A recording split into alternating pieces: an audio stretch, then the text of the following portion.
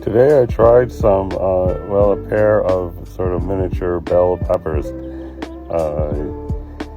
As usual, my color match was miles away.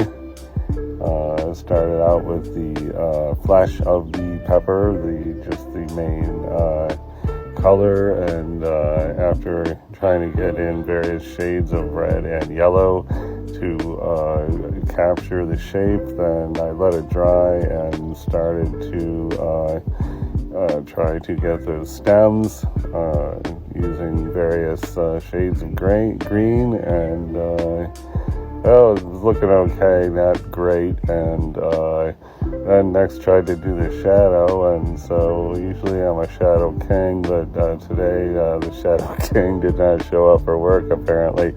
The shadows were kind of lacking, and put in a background color, and that's it. Another mediocre painting.